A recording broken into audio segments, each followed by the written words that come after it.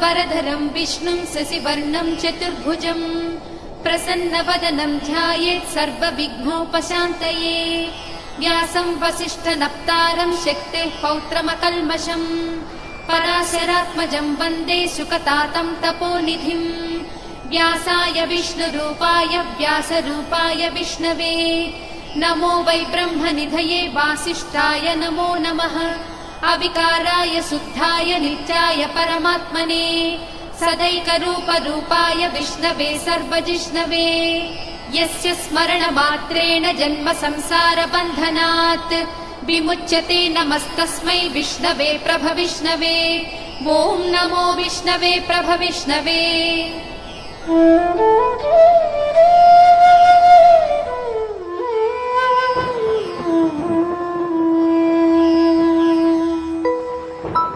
श्रीवैशम्पायन उवाच श्रुत्वा धर्मानशेषेण पावनानि च सर्वशः युधिष्ठिरश्शान्तनवं पुनरेवाभ्यभाषत। युधिष्ठिर उवाच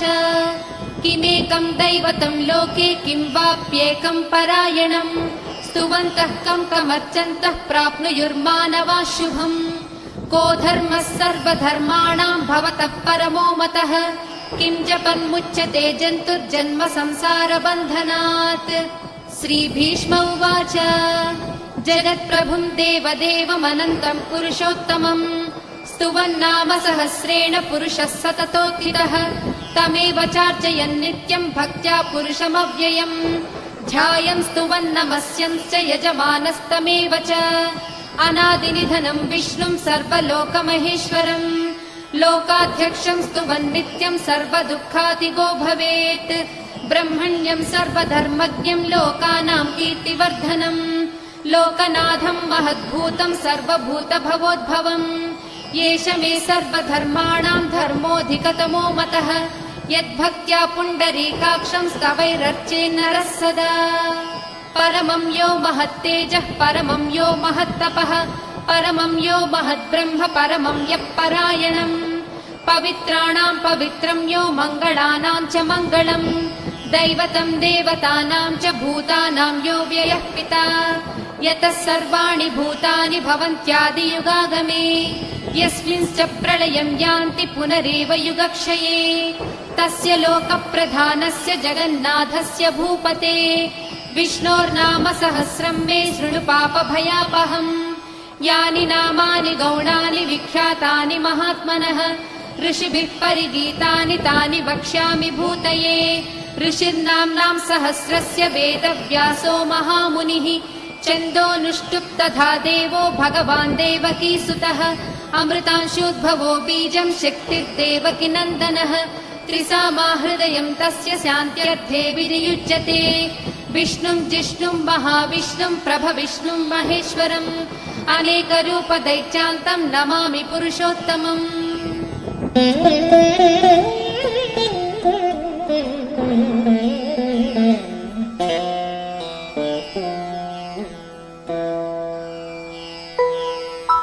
अस्य श्रीविष्णोर्दिव्यसहस्रनामस्तोत्र महामन्त्रस्य श्रीवेदव्यासो भगवान् ऋषिः अनुष्ठुप् छन्दः। श्रीमहाविष्णुः परमात्मा श्रीमन्नारायणो देवता अमृतांशोद्भवो भानुरिति बीजम् देवकी नन्दनः स्रष्टेति शक्तिः उद्भवक्षोभणो देव इति परमो मन्त्रः। शङ्खबृन्नन्दकी चक्रीति कीलकम् शाङ्खधन्वा गदाधर इत्यस्त्रम् रदाङ्गपाणिरक्षोभ्य इति नेत्रम् त्रिसामा सामगः सामेति कवचम् आनन्दं परब्रह्मेति योनिः ऋसुः सुदर्शनः काल इति दिग्बन्धः श्रीविश्वरूप इति ध्यानम् श्रीमहाविष्णुप्रीत्यर्थे सहस्रनाम जपे विनियोगः।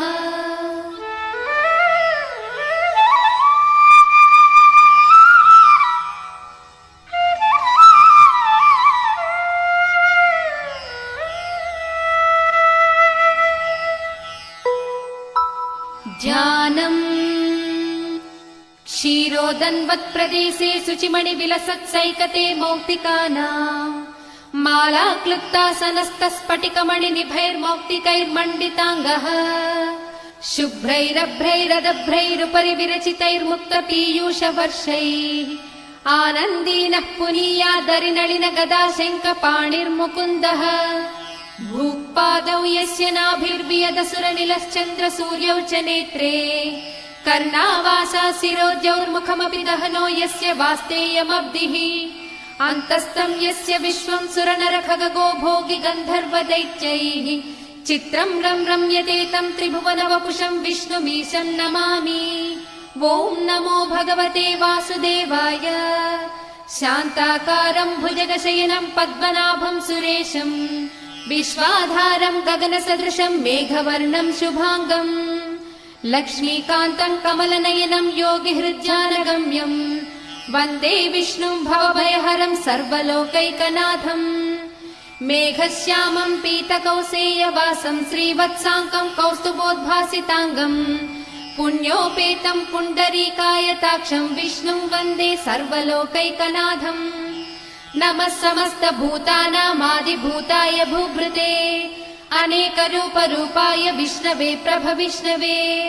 सशङ्खचक्रं सकिरीटकुण्डलं सपीतवस्त्रं सरसीरुहेक्षणम् सहारवक्षस्थलशोभिकौस्तुभं नमामि विष्णुं शिरसा चतुर्भुजम्। छायायां पारिजातस्य हेमसिंहासनोत्पदी आसीनमम्बुदश्याममायताक्षमलङ्कृतम् चन्द्राननं चतुर्बाहुं श्रीवत्साङ्कितवक्षसं रुक्मिणी सत्यभामाभ्यां सहितं कृष्णमाश्रये।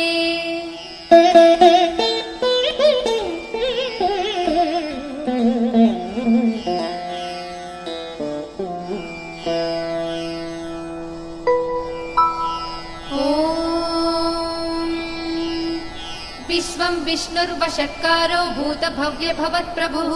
भूतकृद्भूतभृद्भावो भूतात्मा भूतभावनः भूतात्मा परमात्मा च मुक्तानां परमागतिः अव्ययः पुरुषः साक्षी क्षेत्रज्ञोऽक्षर एव च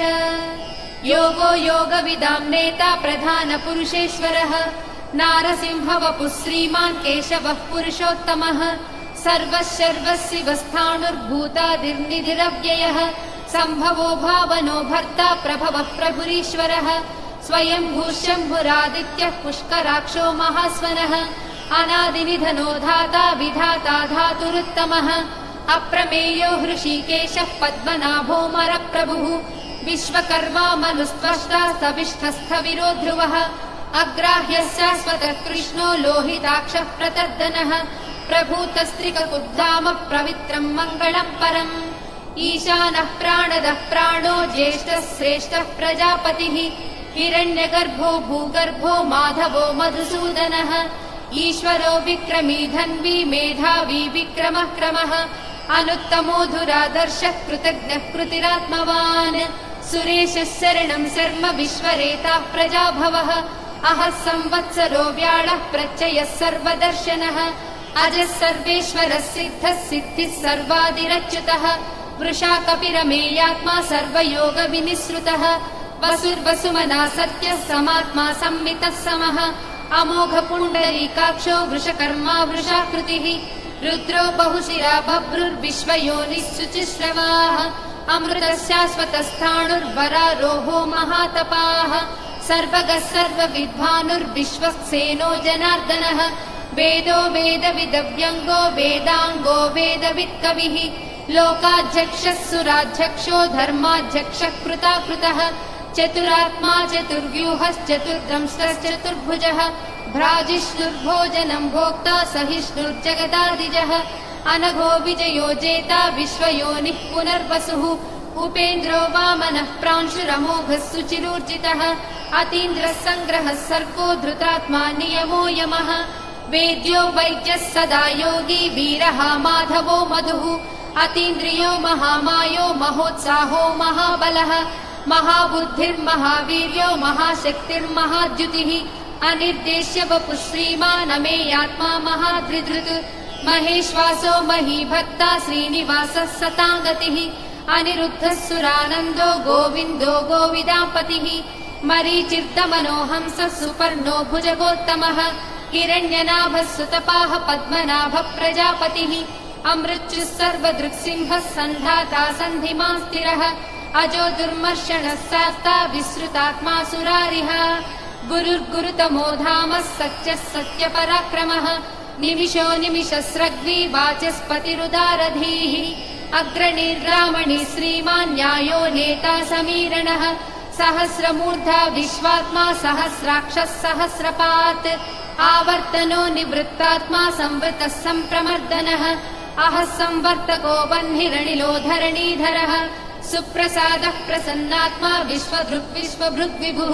सत्कर्ता सत्कृतः साधुर्जह्नुर्नारायणो नरः असंख्येयो प्रमेयात्मा विशिष्टः शिष्टकृच्छुचिः सिद्धार्थः सिद्धसङ्कल्पः सिद्धिदः सिद्धिसाधनः वृषाही वृषभो विष्णुर्वृषपर्वा वृषोदरः वर्धनो वर्धमानश्च विविक्तः श्रुतिसागरः सुभुजो दुर्धरो वाग्मी महेन्द्रो वसुदो वसुः नैकरूपो बृहद्रूपः श्रीविविष्टः प्रकाशनः ओजस्तेजो ज्युतिधरः प्रकाशात्मा प्रतापनः रुद्धस्पष्टाक्षरो मन्त्रश्चन्द्रांशुर्भास्करज्युतिः अमृतांशूद्भवो भानुश्च स बिन्दुः सुरेश्वरः औषधम् जगतः सेतुः सत्यधर्मः पराक्रमः भूतभव्यभवन्नाथः पवनः पावनो नलः कामः कामकृत्कान्तः कामः कामप्रदः प्रभुः युगाधिकृज्युगावर्तो नैकमायो महासेनः अदृश्यो व्यक्तरूपश्च सहस्रजिदनन्तजित् इष्टो विशिष्टः शिष्टेष्टः शिखण्डी नहुषो वृषः क्रोधः क्रोधकृत्कर्ता विश्वबाहुर्महीधरः अच्युतः प्रदितः प्राणः प्राणदो वासवानुजः अपां निधिरधिष्ठानमप्रमत्तः प्रतिष्ठितः स्कन्दः स्कन्दधरो दुर्यो वरदो वायुवाहनः वासुदेवो बृहद्भानुरादिदेवः पुरन्दरः अशोकस्तारणस्तारः शूरः शौरिर्जनेश्वरः अनुकूलस्य तावर्तः पद्मे पद्मनिभेक्षणः पद्मनाभोरविन्दाक्षः पद्मगर्भः शरीरभृत्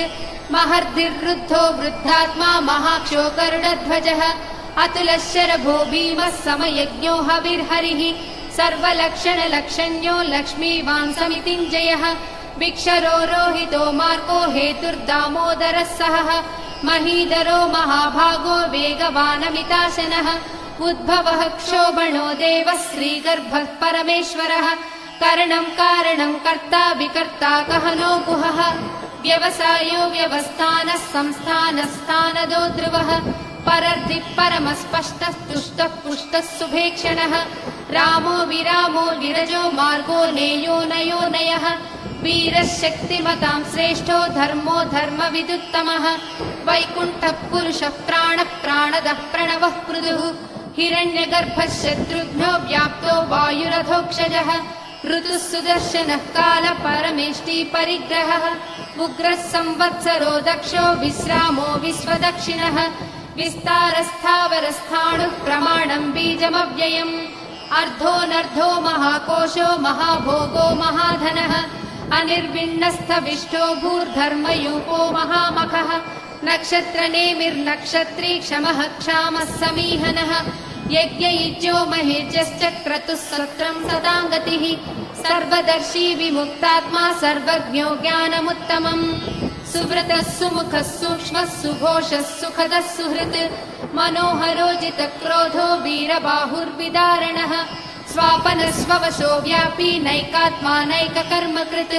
वत्सरो वत्सलो वत्सी रत्नगर्भो धनेश्वरः धर्मकृद्धर्मी सदसक्षरमक्षरम् अविज्ञाता सहस्रांशुर्विधाता कृतलक्षणः गभस्तिनेमिः सत्त्वस्था सिंहो भूतमहेश्वरः आदिदेवो महादेवो देवेशो देवभृद्गुरुः उत्तरो गोपतिर्गोप्ता ज्ञानगम्यः पुरातनः शरीरभूतभृद्भोक्ता कपीन्द्रो भूरि दक्षिणः सोमपो मृतपः सोमः पुरुजित्पुरुषत्तमः विनयोजयः सत्यसन्धो दासार्हः सात्वतां पतिः जीवो विनयिता साक्षी मुकुन्दो मितविक्रमः अम्भो निधिरनन्तात्मा महोदतिशयोऽन्तकः अजो महार्हः स्वाभाव्यो जिता मित्रप्रमोदनः आनन्दो नन्दनो नन्दः सत्यधर्मा त्रिविक्रमः महर्षिः कपिलाचार्यः कृतज्ञो मेदिनीपतिः त्रिपदस्त्रिदशाध्यक्षो महाशृङ्गकृतान्तकृत् महावराहो गोविन्दः सुषेणः कनकाङ्गदी गुह्यो गभीरो गहनो गुप्तश्चक्रगदाधरः वेदास्वाङ्गोजितः कृष्णो दृढः सङ्कर्षणोच्युतः वरुणो वारुणो वृक्षः पुष्कराक्षो महामनाः भगवान् भगवानन्दी वनमाली हलायुधः आदित्यो ज्योतिरादित्यः सहिष्णुर्गतिसत्तमः सुधन्वा कण्डपरशुर्दारुणो द्रविणप्रदः दिवस्पृक् सर्वदृग्यासो वाचस्पतिरयो निजः त्रिसामासामगः साम निर्वाणम् भेषजम् भिषक् सन्न्यासकृच्चमशान्तो निष्ठा शान्तिः परायणम् शुभाङ्गः शान्तिदः स्रष्टा कुमुदः कुवलेशयः गोहितो गोपतिर्गोप्ता वृषभाक्षो वृषप्रियः अनिवर्ती निवृत्तात्मा संक्षेप्ताक्षेमकृच्छिवः श्रीवत्सवक्षा श्रीवासः श्रीपतिः श्रीमताम्बरः श्रीधः श्रीसः श्रीनिवासः श्रीनिधिः श्रीविभावनः श्रीधर श्रीकर श्रेयः श्रीमान् लोकत्रयाश्रयः स्वक्षस्वङ्गस्य तानन्दो नन्दिर्ज्योतिर्गणेश्वरः विजितात्मा विधेयात्मा सत्कीर्तिश्चिन्न संशयः उदीर्णः सर्वतश्चक्षुरनीशः शाश्वतस्थिरः भूषयो भूषणो भूतिर्दिशोकः शोकनाशनः अर्चिष्मानर्चितः कुम्भो विशुद्धात्मा विशोधनः अनिरुद्धो प्रतिरतः प्रद्युम्नो मितविक्रमः कालनेमिनिहा वीरः शौरिः सूरजनेश्वरः त्रिलोकात्मा त्रिलोकेशः केशवः केशिहा हरिः कामदेवः कामपालः कामीकान्तः कृतागमः अनिर्देश्य वपुर्विष्णुर्वीरो नन्दो धनञ्जयः ब्रह्मण्यो ब्रह्मकृत् ब्रह्मा ब्रह्म ब्रह्म विवर्धनः ब्रह्मविद्ब्राह्मणो ब्रह्मी ब्रह्मज्ञो ब्राह्मणप्रियः महाक्रमो महाकर्मा महातेजा महोरगः महाक्रतुर्महायज्वा महायज्ञो महाहविः स्तव्यस्तव प्रियस्तोत्रम् स्तुतिस्तोतारणप्रियः पूर्णः पूरयिता पुण्यः पुण्यकीर्तिरनामयः मनोजवस्तीर्थकरो वसुरेता वसुप्रदः वसुप्रदो वासुदेवो वसुर्वसुमनाहविः सद्गतिः सत्कृतिः सत्ता सद्भूतिः सत्परायणः सूरसेनो यजुश्रेष्ठः सन्निवासः सुयामुनः भूतावासो वासुदेवः सर्वासु निलयो ननः दर्पः दर्पदो दृप्तो दुर्धरो धापराजितः विश्वमूर्तिर्महामूर्तिर्दीप्तमूर्तिरमूर्तिमान् अनेकमूर्तिरव्यक्तः शतमूर्तिः शताननः एको नैकः स वः कः किम् यत्तत्पदमनुत्तमम् लोकबन्धुर्लोकनाथो माधवो भक्तवत्सलः सुवर्णवर्णो हेमाङ्गो वरागश्चन्दनागदी वीरः विषमः शून्यो घृतासीरचलश्चलः अमानी मानदो मान्यो लोकस्वामी त्रिलोकधृत् सुमेधा मेधजो धन्यः सत्यमेधाधराधरः तेजो वृषो युधरः सर्वशस्त्रभृताम्बरः प्रग्रहो निग्रहो व्यग्रो नैकः शृङ्गो गदाग्रजः चतुर्मूर्तिश्चतुर्बाहुश्चतुर्व्यूहश्चतुर्गतिः चतुरात्मा चतुर्भावश्चतुर्वेदविदेकपात् समावर्तो निवृत्तात्मा दुर्जयो दुरतिक्रमः दुर्लभो दुर्गमो दुर्गो दुरावासो दुरारिः शुभाङ्गो लोकसारङ्गः सुतन्तुस्तन्तुवर्धनः इन्द्रकर्मा महाकर्मा कृतकर्मा कृतागमः उद्भवः सुन्दरः सुन्दो रत्ननाभः सुलोचनः अर्को वाजसनः शृङ्गी जयन्तः सर्वविजयी सुवर्णबिन्दुरक्षोभ्यः सर्ववागीश्वरेश्वरः महाह्रदो महागर्तो महाभूतो महानिधिः कुमुदः कुन्दरः कुन्दः पर्जन्यः पावनोऽनिलः अमृताशोऽमृतवपुः सर्वज्ञः सर्वतोमुखः सुलभः सुव्रतः सिद्धः शत्रुजिच्छत्रुतापनः न्यग्रोधोदुम्बरोऽश्वत्थश्चाणूरान्ध्रनिषूदनः सहस्रार्चिः सप्तजिह्वः सप्तैधा सप्तवाहनः अमूर्तिरनघोचिन्त्यो भयकृद्भयनाशनः अणुबृहत्पृशस्थूलो गुणभृन्निर्गुणो महान् अधृतस्वधृतस्वास्य प्राग्वंशो वंशवर्धनः भारभृत्कदितो योगी योगीशः सर्वकामदः आश्रमश्रमणक्षामः सुपर्णो वायुवाहनः धनुर्धरो धनुर्वेदो दण्डो दमयिता दमः अपराजितः सर्वसहो नियन्ता नियमो यमः सत्त्ववान् सात्विकः सत्यः सत्यधर्मपरायणः अभिप्रायप्रियार्होर्हः प्रियकृत्प्रीतिवर्धनः विहाय सगतिर्ज्योतिः सुरुचिर्भुत भुग्विभुः रविर्विलोचनः सूर्यः सविता रविलोचनः अनन्तो हृतबुग्भोक्ता सुखदो नैकदोऽग्रजः अनिर्विण्णः सदामर्षि लोकाधिष्ठानमद्भुतः सनातनतमः कपिलः कपिरव्ययः स्वस्तिदः स्वस्तिकृत् स्वस्ति स्वस्ति भुक् स्वस्ति दक्षिणः आरौद्रः कुण्डली चक्री विक्रम्यूर्जितशासनः शब्दातिकः शब्दसः शिशिरः सर्वरीकरः अक्रूरः पेशलो दक्षो दक्षिणः क्षमिणाम्बरः विद्वत्तमो वीतभयः पुण्यश्रवणकीर्तनः उत्तारणो दुष्कृतिः पुण्यो दुःस्वप्ननाशनः वीरः रक्षणः सन्तो जीवनं पर्यवस्थितः अनन्तरूपोऽनन्तश्रीजितमन्युर्भयापहः चतुरस्रो गभीरात्मा विदिशो व्यादिशो दिशः अनादिर्भूर्भुवो लक्ष्मी सुवीरो रुचिराङ्गदः जननो जनजन्मादिर्भीमो भीमपराक्रमः आधारनिलयो धाता पुष्पहास प्रजागरः ऊर्ध्वगः सत्पथाचारः प्राणदः प्रणवः पणः प्रमाणम् प्राणनिलयः प्राणभृत् प्राणजीवनः तत्त्वम् तत्त्वविदेकात्मा जन्म मृत्युजरातिगः भूर्भुवः स्वस्तरुस्तारः सविता प्रपितामहः यज्ञो यज्ञपतिर्वज्या यज्ञाङ्गो यज्ञवाहनः यज्ञभृद्यज्ञकृत्यग्नी यज्ञभुग्यज्ञसाधनः यज्ञान्तकृद्यज्ञगुह्यमन्नमन्नादयेव च आत्मयोनिः स्वयम् जातो वैखानः सामगायनः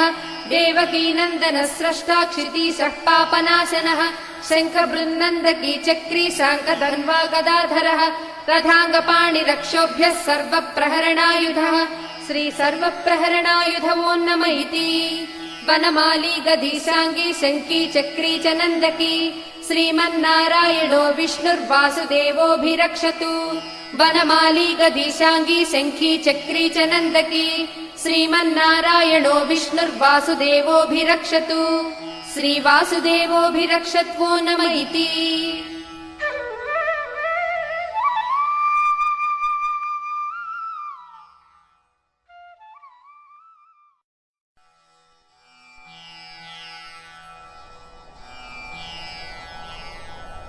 इतीदं कीर्तनीयस्य केशवस्य महात्मनः नाम्नां सहस्रं दिव्यानाम् अशेषेण प्रकीर्तितम् य इदं शृणुया नित्यं यश्चापि परिकीर्तयेत् नाशुभं प्राप्नुयात् किञ्चित् सोमुत्रेह च मानवः वेदान्तको ब्राह्मणः स्यात् क्षत्रियो विजयी भवेत् वैश्यो धनसमृद्धः स्यात् शूद्रः सुखमवाप्नुयात् धर्मार्धी प्राप्नुयात् धर्मम् अर्थार्थी चार्धमाप्नुयात् कामानवाप्नुयात् कामी प्रजार्थी चाप्नुयात् प्रजाम् भक्तिमान् यः सदोत्थाय शुचिस्तद्गतमानसः सहस्रं वासुदेवस्य नाम्नामेतत् प्रकीर्तयेत् यशः प्राप्नोति विपुलं याति प्राधान्यमेव च अचलां श्रियमाप्नोति श्रेयः प्राप्नोत्यनुत्तमम् न भयं क्वचिदाप्नोति वीर्यं तेजश्च विन्दति भवच्च रोगो द्युतिमान् बलरूपगुणान्वितः रोगातो मुच्यते रोगात् बद्धो मुच्येत बन्धनात् भयान्मुच्येत भीतस्तु मुच्येतापन्न आपदः दुर्गाण्यतितरत्यासु पुरुषः पुरुषोत्तमम् स्तुवन्नाम सहस्रेण नित्यम् भक्तिसमन्वितः वासुदेवाश्रयो मर्त्यो वासुदेवपरायणः सर्वपापविशुद्धात्मा याति ब्रह्म सनातनम् न वासुदेव भक्तानाम् अशुभम् विद्यते क्वचित् जन्म मृत्युजरा व्याधि भयम् नैवोपजायते इमं स्तवमधीयानः श्रद्धा भक्तिसमन्वितः युज्येतात्मसुखशान्तिः श्रीधृतिस्मृतिकीर्तिभिः न क्रोधो न च मात्सर्यम् न लोभो नाशुभामतिः भवन्ति कृतपुण्यानाम् भक्तानाम् पुरुषोत्तमे द्यौस्रचन्द्रार्कनक्षत्रम् खम् दिशो भूर्महो दधिः वासुदेवस्य वीर्येण विधृतानि महात्मनः ससुरासुरगन्धर्वम् स यक्षोरगराक्षसम् जगद्वशे वर्ततेदम् कृष्णस्य सचराचरम् इन्द्रियाणि मनोबुद्धिः सत्त्वम् तेजो बलम् धृतिः वासुदेवात्मकान्याहुः क्षेत्रम् क्षेत्रज्ञ एव च सर्वागमानामाचारः प्रथमम् परिकल्पितौ आचार्यप्रभवो धर्मो धर्मस्य प्रभुरच्युतः ऋषयः पितरो देवः महाभूतानि धातवः जङ्गमाजङ्गमम् चेदम् जगन्नारायणोद्भवम् योगो ज्ञानम् तथा साङ्ख्यम् विद्या शिल्पादिकर्म च वेदशास्त्राणि विज्ञानम् एतत् सर्वम् जनार्दनात् एको विष्णुर्महद्भूतम् पृथग्भूतान्यनेकशः त्रीलोकान् व्याप्य भूतात्मा भुङ्क्ते विश्वभुगव्ययः इमं स्तवं भगवतो विष्णोर्व्यासेन कीर्तितम् पठे च इच्छेत् पुरुषः श्रेयः प्राप्तुं सुखानि च विश्वेश्वरमजं देवं जगतः प्रभुमव्ययम् भजन्ति ये पुष्कराक्षं न ते यान्ति पराभवम् न ते यान्ति पराभवम् ॐ नमः इति। अर्जुन उवाच पद्मपत्र विशालाक्ष पद्मनाभ सुरोत्तम भक्तानामनुरक्तानां त्राता भव जनार्दन। श्रीभगवानुवाच यो मां नाम सहस्रेण स्तोतुमिच्छति पाण्डव सोऽहमेकेन श्लोकेन स्तुत एव न संशयः स्तुत एव न संशय ॐ नमः इति। व्यास उवाच वासनाद्वासुदेवस्य वासितं भुवनत्रयम् सर्वभूतनिवासोऽसि वासुदेव नमोऽस्तु ते श्रीवासुदेव नमोऽस्तु ते ॐ नमः इति। पार्वत्युवाच केनोपायेन लघुना विष्णोर्नाम सहस्रकम् पठ्यते पण्डितैर्नित्यं श्रोतुमिच्छाम्यहं प्रभो। ईश्वर उवाच श्रीराम राम रामेति रमे रामे मनोरमे सहस्रनाम तत्तुल्यं राम राम वरानने। श्रीराम राम रामेति रमे रामे मनोरमे सहस्रनाम तत्तुल्यं राम नाम वरानने। श्रीराम राम रामेति रमे रामे मनोरमे सहस्रनाम तत्तुल्यं राम नाम वरानने। श्रीराम नाम वरानन ॐ नमः इति। ब्रह्मोवाच नमोऽस्त्वनन्ताय सहस्रमूर्तये सहस्रपादाक्ष शिरोरुबाहवे सहस्रनाम्ने पुरुषाय शाश्वते सहस्रकोटियुगधारिणे नमः सहस्रकोटियुगधारिणे ॐ नमः इति। सञ्जय उवाच यत्र योगेश्वर कृष्णो यत्र पार्थो धनुर्धरः तत्र श्रीविजयोर्भूतिर्ध्रुवा नीतिर्मतिर्मम। श्रीभगवानुवाच अनन्याश्चिन्तयन्तो मां ये जनाः पर्युपासते तेषां नित्याभियुक्तानां योगक्षेमं वहाम्यहम्। परित्राणाय साधूनां विनाशाय च दुष्कृतां धर्म संस्थापनार्थाय सम्भवामि युगे युगे। आर्ता विषण्णाः शिथिलाश्च भीता घोरेषु च व्याधिषु वर्तमानाः संकीर्त्य नारायण शब्दमात्रं विमुक्त दुःखा सुखिनो भवन्तु। कायेन वाचा मनसेन्द्रियैर्वा बुद्ध्यात्मना वा प्रकृते स्वभावात् करोमि यद्यत् सकलं परस्मै नारायणायेति समर्पयामि।